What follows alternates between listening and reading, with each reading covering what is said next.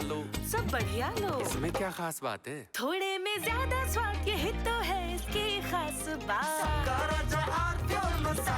भारतीय राजनीति में औरंगजेब के बाद अब बाबर जिंदा हो गए हैं, और वो इसलिए क्योंकि राम जी सुमन ने एक बयान दिया जिसमें राणा सांगा को आपत्तिजनक शब्दों से नवाजा। इसको लेकर क्षत्रिय समाज में काफ़ी रोष है, और ये रोष कहीं ना कहीं संगीत सोम के अंदर भी देखने को मिल रहा है। भारतीय जनता पार्टी के फायर ब्रांड नेता हैं, हमारे साथ मौजूद हैं, हम बात करेंगे। संगीत जी, क्या चल रहा है ये राजनीति में? पहले औरंगजेब की बात करते हैं, समाजवादी पार्टी के विधायक, फिर उसके बाद अब राज्यसभा सांसद हैं वो राणा सांगा जी के बारे में बात करते हैं। क्या कहना है इसको लेकर? देखिए, औरंगजेब, बाबर ये आक्रांता थे, आतंकी थे, इन्हें भारत में कोई नहीं पनपने देगा। एक तो आपने अभी कहा इनका फिर पनप रहे, इनका तो कुचल दिया जाएगा, इन्हें पनपने नहीं दिया जाएगा, चाहे औरंगजेब की आत्मा हो चाहे बाबर की।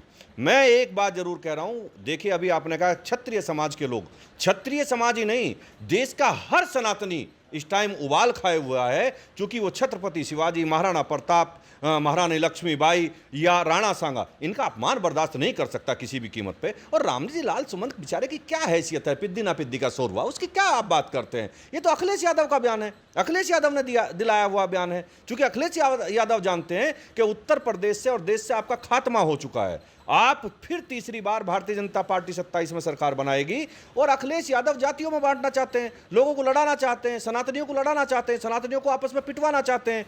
वो केवल और केवल अखिलेश यादव का बयान है। और जो लोग, मैं अपने लोगों से भी उनसे कहूंगा, जो रामजी लाल सुमन की बात करते हैं कि वो माफी मांगे, वो माफी नहीं, अखिलेश यादव माफी मांगे, नहीं तो अखिलेश यादव देश में राजनीति नहीं कर पाएंगे साहब। ऐसा क्या वो अपनी राजनीति बचाने के लिए ये सब बयानबाजी चलवा रहे हैं, आपका जैसा कहना है? बिल्कुल, अखिलेश यादव केवल राजनीतिक स्टंट कर रहे हैं। देखिए, अखिलेश यादव ने संघर्ष तो कभी किया नहीं है, अखिलेश यादव तो गोल्डन स्पून वाले हैं, मुलायम सिंह की विरासत उन्हें मिली है। पहले उन्होंने मुलायम सिंह को पटका, फिर चाचा को पटका, फिर छोड़ा कौन है? इसलिए अब लोगों ने उन्हें पटक दिया, अब उनका कुछ नहीं होने वाला है। तो ये आपको क्या लगता है कि ये अखिलेश यादव, जैसा आप कह रहे हैं कि उन्होंने पटका है अपने पिताजी को, अपने चाचा जी को, तो आपको क्या लगता है ये कहाँ से चीज़ आ रही है? देखिए, मैं पहले से कहता आया हूँ, अखिलेश यादव के अंदर औरंगजेब, बाबर की आत्मा प्रवेश कर चुकी है, और वो आत्मा जब तक उनके अंदर घुसी रहेंगी तब तक वो इसी तरीके की हरकत करते रहेंगे, आप देख लेना। अखिलेश यादव को लेकर आप में काफ़ी नाराज़गी देखने को मिलती है, आप कई बार बयान दे भी चुके हैं, और अभी आपने फेसबुक पे भी अपने अकाउंट से एक पोस्ट किया है, उसको लेकर काफ़ी चर्चा है, क्या कहना चाहते हैं आप? देखिए, सत्यता को कहना नहीं चाहिए क्या? मैंने तो सत्यता कही है।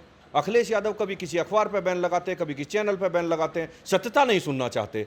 सत्यता ये है, अगर वो रेखा गुप्ता के खिलाफ इस तरीके से बोल रहे हैं तो सत्यता तो यही है कि टोटी चोरी का उन पर आरोप तो लगा ही था ना, तो वो तो लोग कहेंगे ही ना, उसमें क्या बुराई है? मैं तो समाजवादी पार्टी के एक आदमी से कहना चाहता हूं, अगर औकात है तो सड़क पे आके कहे कि अखिलेश यादव ने टोटी चोरी की है, मैं मान जाऊंगा कि वहां लोकतंत्र है।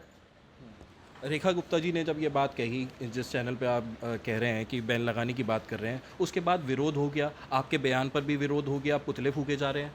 देखिए, पुतले फूके जा रहे हैं, कौन चार आदमी खड़े होते हैं पुतले फूक देते हैं, किसी की हैसियत नहीं है पुतले उतले फूकने की। और वो कहते हैं कि आंदोलन करेंगे, आंदोलन करेंगे, वो आंदोलन कब करेंगे? करें ना, सनातनी बैठा है लाठी लिए, आए आंदोलन के लिए, जरा देखेंगे, आंदोलन करें तो सही। कौन सा राणा सांगा, महाराणा प्रताप, छत्रपति शिवाजी, इनका अपमान बर्दाश्त नहीं किया जा सकता किसी भी कीमत पर। आपका भी बयान आया था राम गोपाल यादव को लेकर, आपने कहा था कि दौड़ा दौड़ा के पीटेंगे, अभी आप बयान पे कायम है अपने? मैंने जो कहा, जो भी आंदोलनकारी सड़कों पर आंदोलन करेंगे इन विषयों को लेकर, उन्हें दौड़ा दौड़ा के सनातनी पीटेंगे।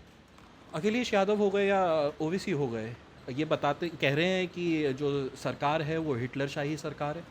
सरकार गरीबों की सरकार है, ये सरकार विकास की सरकार है, ये सरकार ऐसी सरकार है कि लोगों को न्याय दे रही है, पूरे देश में शांति है, सुख है, चैन है, लोगों को रोजगार मिल रहे हैं, सड़कें अच्छी बन रही हैं, बिजली अच्छी मिल रही है, देश विकसित देश बनने की तरफ जा रहा है। और देश, ये भारत देश आज पूरी दुनिया में अपना स्थान बना रहा है, ये इन्हें पसंद नहीं आ रहा है, इसलिए ये हिटलर बता रहे हैं। पर हिटलरशाही कहाँ पर आपको लगता है कि ये किस मुद्दे को लेकर के कह रहे हैं कि ये हिटलरशाही है? अभी वक्फ बिल भी आया है, ये तो उनसे पूछो। वक्फ बिल कोई हिटलरशाही से थोड़ी आया है, वो तो संसद ने पास किया है, वो तो राज्यसभा में और लोकसभा में दोनों में चुने हुए प्रतिनिधियों ने पास किया है, तो वो कहाँ हिटलरशाही है? वो तो बाकायदा वोट से पास हुआ है, उसमें क्या हिटलरशाही हुई भाई?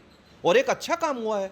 वक्फ, इन कुछ चुनिंदा लोग थे जो देश में वक्फ के नाम पर गुंडई कर रहे थे, वक्फ के नाम पर जमीनें कब्जा रहे थे, वक्फ के नाम पर रोटी खा रहे थे, चाहे ओवैसी हो चाहे अखिलेश यादव, उनकी रोजी रोटी बंद हो जाएगी और क्या है।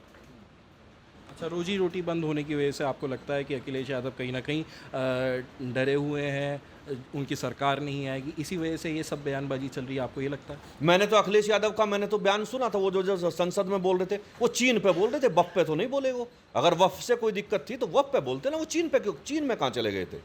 चीन से क्या मतलब था उसका भाई? वो चीन की बात कर रहे थे, वक्फ की बात तो कर नहीं रहे थे, तो मुस्लिमों को समझना चाहिए।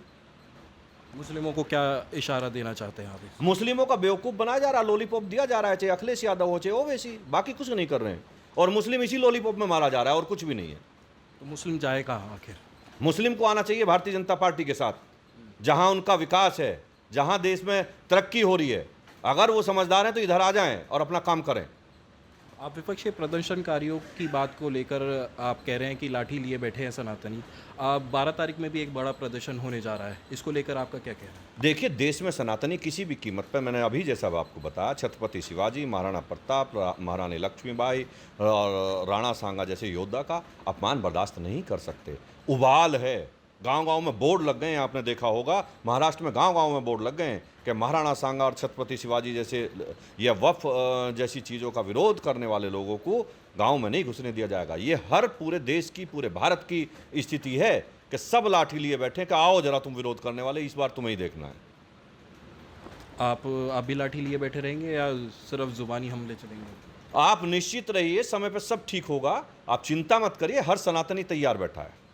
बहुत बहुत शुक्रिया बात करने के लिए। ये थे हमारे साथ फायर ब्रांड नेता संगीत सोम, जिनका कहना है कि हर सनातनी गुस्से में है, महापुरुषों का अपमान नहीं सहेंगे, और कहीं ना कहीं अखिलेश यादव और असुद्दीन ओवैसी को लेकर भी हमलावर नजर आए। अनमोल शर्मा, टीवी 9 उत्तर प्रदेश, मेरठ। कुछ तो सस्ता लो, सब बढ़िया लो, इसमें क्या खास बात है? थोड़े में ज्यादा स्वाद, यही तो है इसकी खास बात।